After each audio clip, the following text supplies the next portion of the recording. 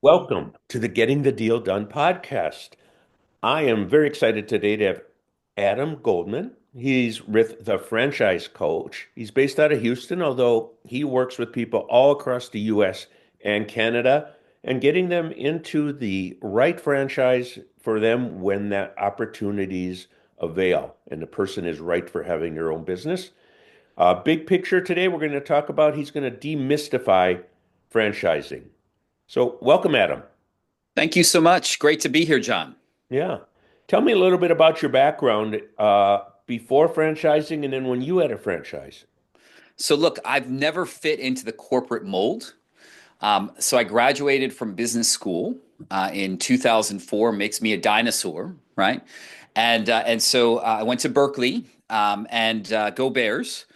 And so all of my classmates had these different jobs, maybe working for a consulting company. I actually had my own business running in Europe that I was in the process of selling during my full-time MBA.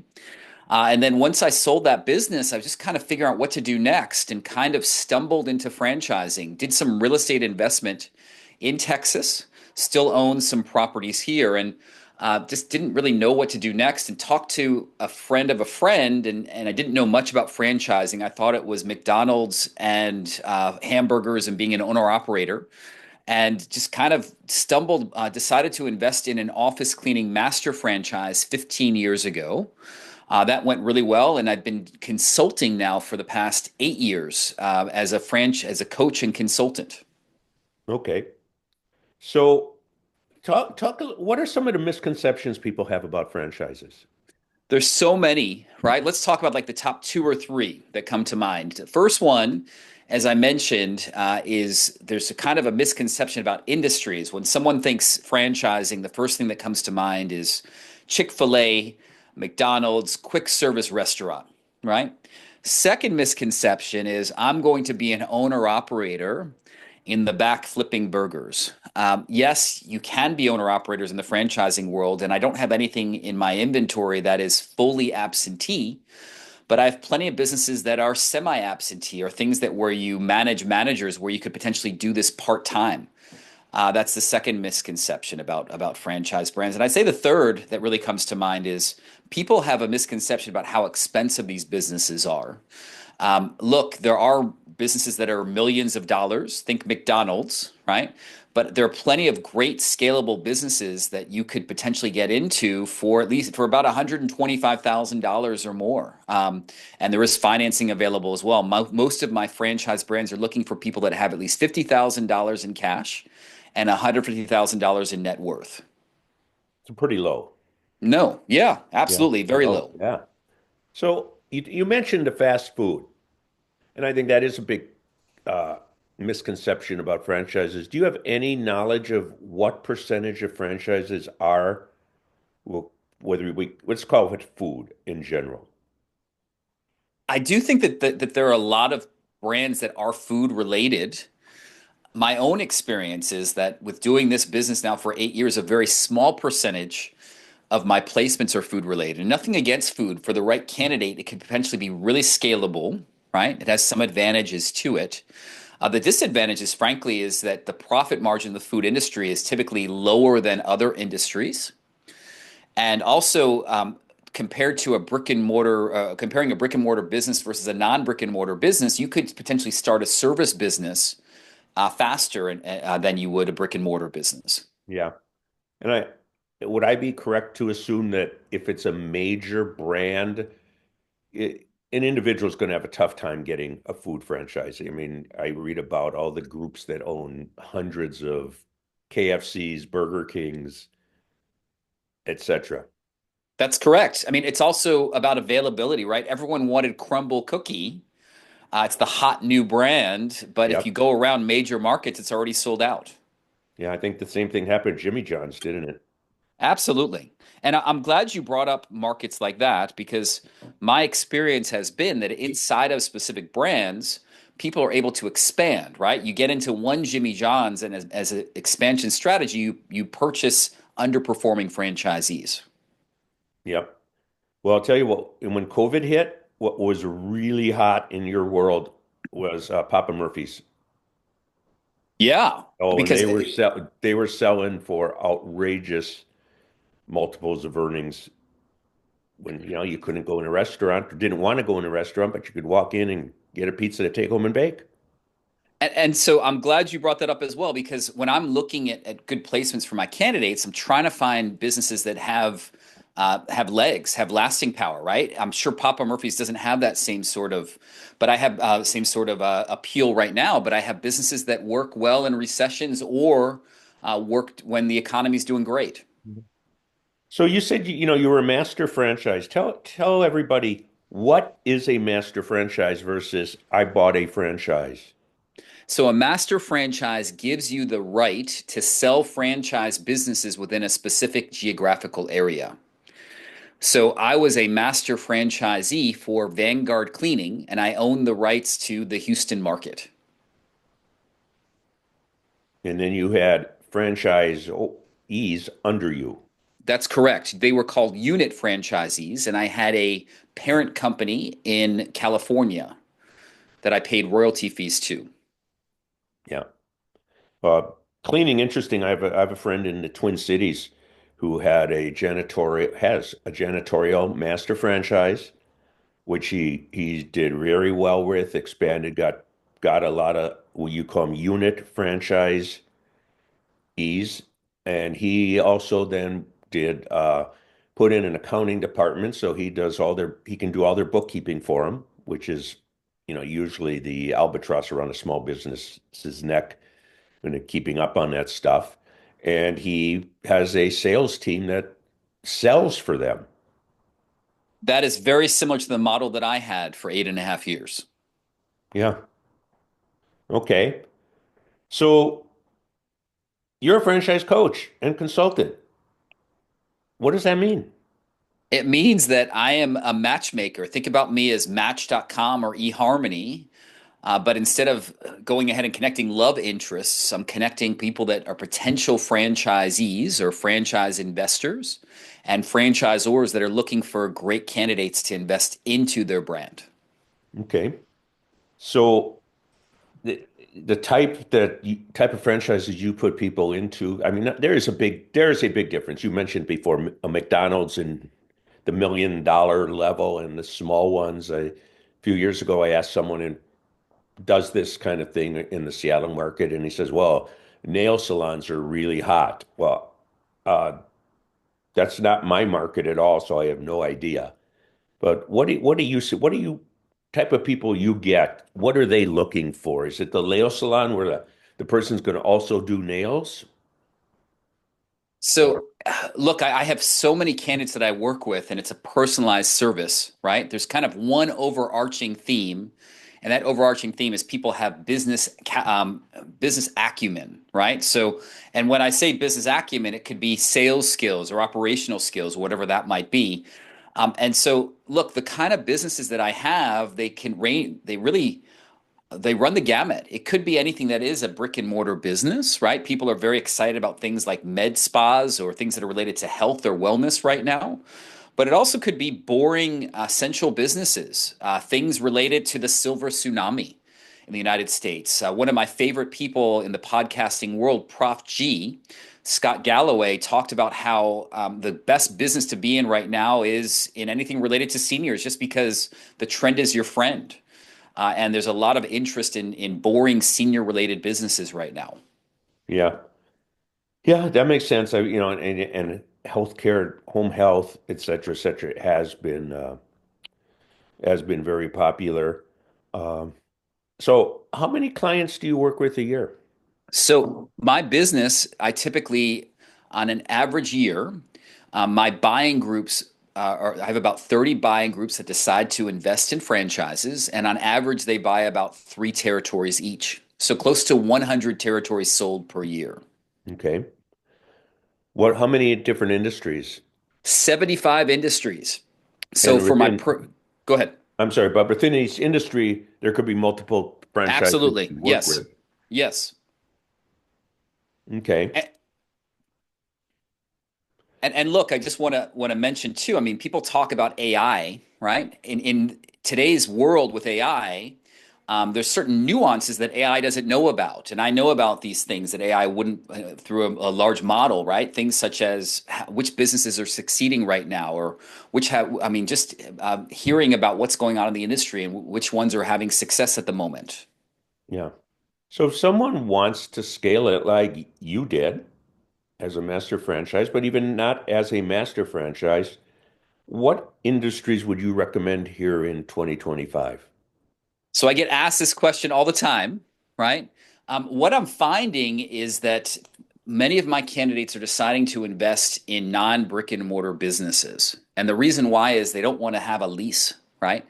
They're really excited about businesses that are scalable, that they can have a quick start. And as I mentioned, one of those industries might be in the industry of home healthcare, right? Or in senior. The other industry that I really like very much are things that are need to have as opposed to nice to have. And you can think about all these different industries like that. So, for instance, if you have a water event at your house, you need to have a company that comes and deal with water restoration, right? It's an insurance driven business. And then also, just there's so many different industries. It's personalized, but those are two that really come to mind that are particularly hot right now, or boring businesses that are essential. Yeah, well, it's interesting you mentioned the restoration. There are a lot of franchises that franchising pretty much owns that industry. And I won't mention a brand, but it's one of the major ones. And someone I know who did some work with, he's grown it to the last time we talked, I think it was about a year ago, he had 16 territories. He was doing over 30 million in sales. Wow. And let's just and his net was over 20%. Wow. That's amazing. I Yeah. love that. He started out with a couple good territories, but I also know that he went out and did sales. He didn't wait for the phone to ring. So he had agreements with a university. He had agreements with property managers. It wasn't that he would be the only one, but he was on the quick dial list if anything happened. That's awesome. And he That's was, awesome. And look, yeah. that's No, go ahead. amazing.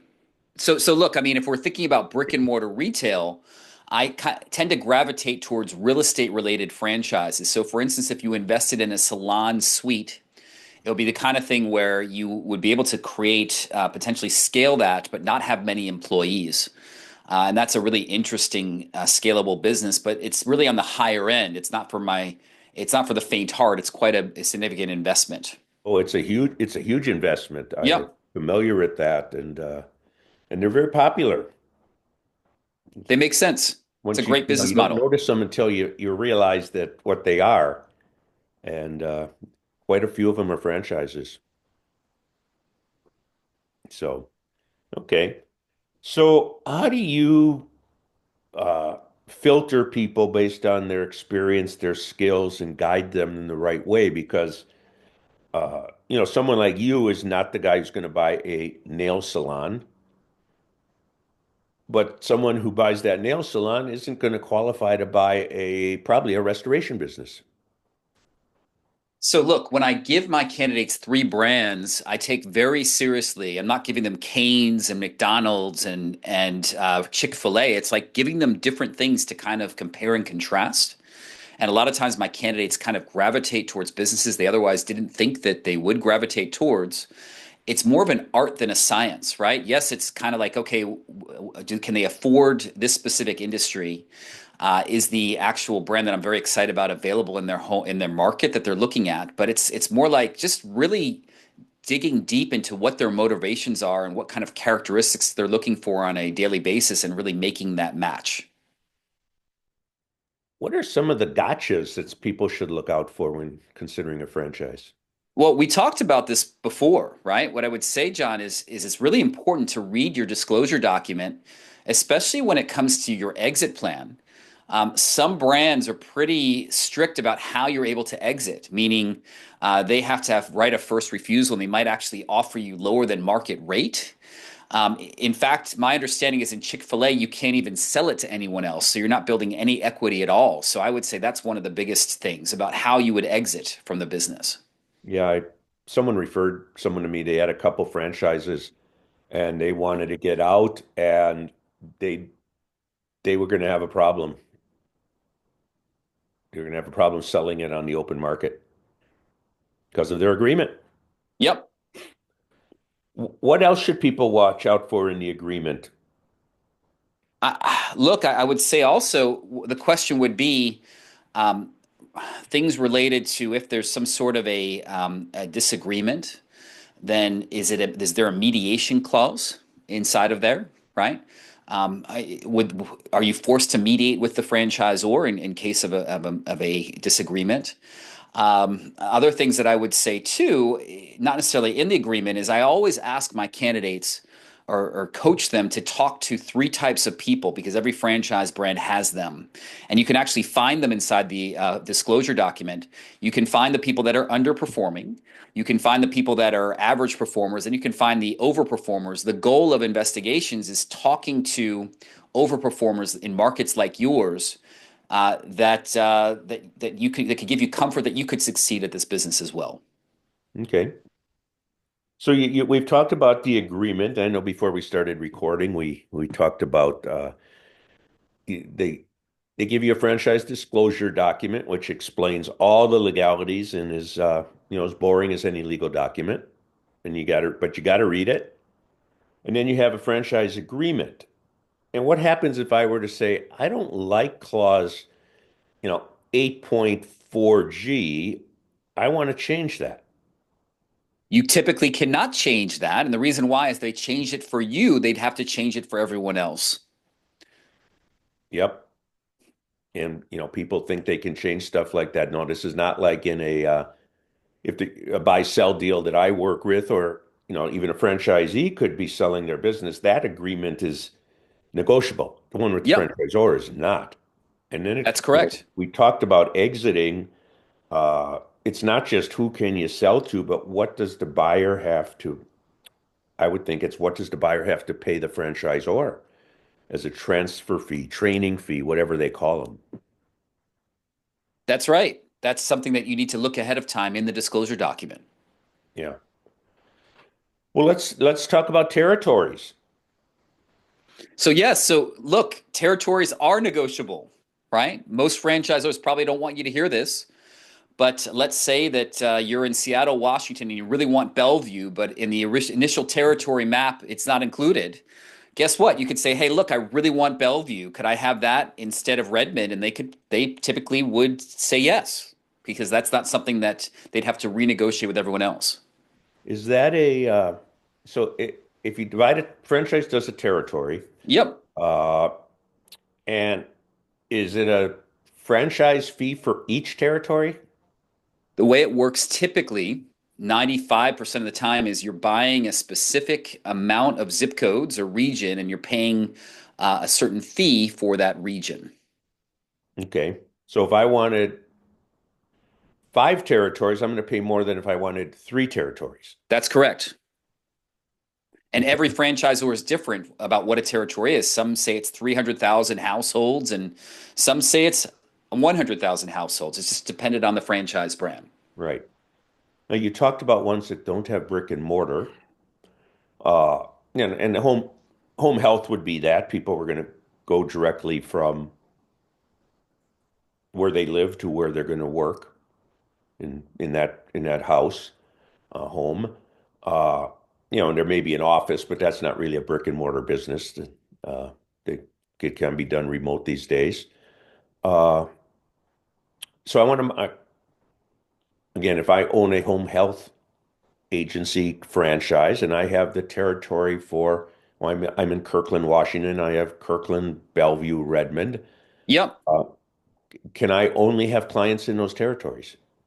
So look, what every franchisor is different, but let's say that you're the only one in Seattle at this time, and they have a choice between no one servicing one market that you don't own that's outside of your territory and you servicing it. Typically, franchise brands allow you to actually service something that's in a market that is occupied by other franchisees. They have specific rules. If you're a franchisee in one portion of Seattle and then you want to service someone on the east side, I mean, every franchise brand has different rules regarded to that, related to that. Yeah. Well, and correct me if I'm wrong, but I've known some that, well, my restoration friend, he can get customers from anywhere, no matter, even if there's another territory. He just can't market directly in that territory. So he can't do direct mail to another territory. Yeah, that's one strategy, right? It just all depends on it's really franchise specific. Yeah. Okay. Well, I think we've covered a lot of ground here, Adam. What other things would you like to get out for people if they're considering a franchise too as their next great adventure in life? So what I want to say is just go ahead and book a time, a free time. I promise. If I don't think that you're a fit for franchising, I'll let you know. There are two ways to book a time with me. The first one is on my website, franchiseadam.com, which goes directly to my calendar link for 15 Okay. minutes. The second way is going to my website with testimonials and just talks about franchising in general, franchisecoach.net. And you can also book some time on that. The first link at franchiseadam.com is only a calendar. Okay. And again, to reiterate, you can work with people anywhere in the US and Canada. I actually work with people internationally. We didn't really touch on it, but it's funny. Trump mentioned something called the Golden Visa for $5 million. In my opinion, even better than the Golden Visa is an E2 visa that you can invest in with the franchise, even now after this new administration. So I have many people in 100 different countries that are looking to come to the United States on an E2 through a franchise. Now, is that up to $1 million investment or more? That actually is less. So this is the big misconception. You can get into the United States all day long, have never had one of these things not approved through a local consulate for I've actually had it for under 100K and at most $200,000. Really? Because I thought that Yes. the visa that people can use towards getting their green card is, you have to so many jobs and so much money invested. So this is not an EB-5. Okay. In fact, my understanding is that that program's been put on hold somehow. This is a different program called an E2. It's not a path to a green card per se, but it's a way to get into the United States with you and your family. And there are different ways to get green cards from there, but the E2 is an amazing secret of entry into the United States for entrepreneurs. And is that for franchises only? It's not. It's also non-franchises as well. Interesting. But the thing about E2 is that if you need to have a business plan. You need to be creating jobs. Yeah. The reason why franchises are so good for E2 is you have this proven model where jobs have been created in other places. So my experience has been that it's easier to get these things approved when you have a franchise behind you than just kind of saying, "Hey, I'm this IT consultant. I'm going to have this amazing business. Let me show it to you." Okay. I've got one more question for you, Adam. Uh, Financing for a franchise. Uh, Yes. and they're not all as low as you need $50,000. Many of them are quite a bit more, but they say someone says, I want to finance it. I know financing for buying a business. Uh, what are the financing options? So I'm glad you brought that up. I mean, the similar financing options you might have for a business, right? There's so many different options. First one is to use your home equity line of credit, right? You can use friends or family. You might be able to get a commercial loan at a bank. Then you might even be able to tap your 401k. Many people don't realize that you can use a ROBS, which is a fancy way of saying a rollover, where instead of investing in Costco or Amazon stock, you're investing in yourself. And there's no penalty in order to do that. And then we have other things such as SBA loans, right? So there's just so many different options to actually go ahead and get financing. And some of my brands do offer in-house financing as well. So do they tie in with a specific bank for it? Because I know you go to some places and they say, oh, no payments for 24 months or no interest for 24 months, but they've got a bank, they're taking a hit because the bank is charging them. And I'm actually glad you brought this up because one of the things I find is these loans are really negotiable, right? I've had candidates that have gone ahead and signed for loans. They didn't realize it was adjustable rates. They signed it in 2020 when these rates were just really, really low, like two and a half, whatever amount that was, 5%, right? For SBA. And then all of a sudden it gets hit, it bumps up, and they didn't realize that. So it's just everything's just it's very important to read the documentation of whatever loan you decide to invest in. Yeah. Well, I'll add to that. Uh, the SBA loans, everyone says, well, yeah, I want to get an SBA loan. The SBA will give me money. No, the SBA guarantees it to the bank. The bank underwrites it. They can make fixed rate. They can make a variable rate. Uh, yes, you do have to watch that stuff. But what's really important for my business and yours is that the buyer doesn't go in too skinny because Yep. things happen. And interest rates going up happen. Growing the business fast takes cash.